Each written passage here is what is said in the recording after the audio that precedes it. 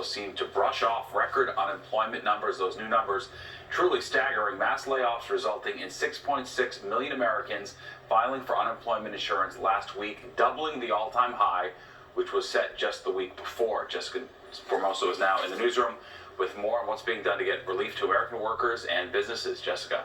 Steve, when you add last week's numbers and this week, we're talking about 10 million Americans out of work. And economists say they are more challenging days ahead of us. Never in my wildest dreams would think that it'd be all taken from underneath my feet just so quickly.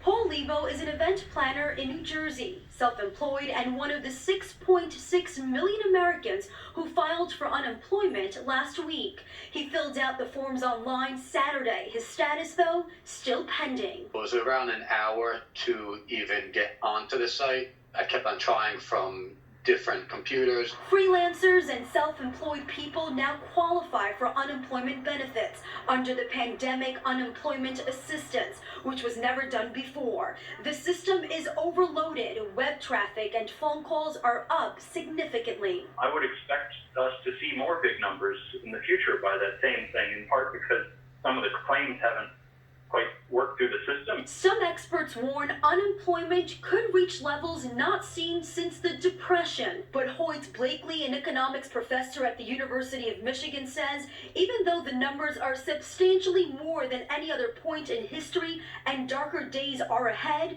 going back to the Great Depression, he says, is unlikely. The Great Depression was a more than decade-long phenomenon by some measures, right? And there's no signs that we're anywhere near anything like a lost decade. But there's no indication yet that this is going to wreck the economy on a permanent basis. It's not like we have a massive recession or worse.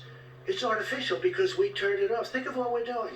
We're saying, don't go to work and we'll pay you. President Trump saying he knows what we are going through, saying, quote, it's horrible. He believes the economy will turn around quickly once the crisis is over. When this is over, it's going to be a day we're going to celebrate because everyone's going to go to work, and I think we're going to have boom times. I think it's going to be great. We all have to try and stay positive. Like you said, everyone's in this together.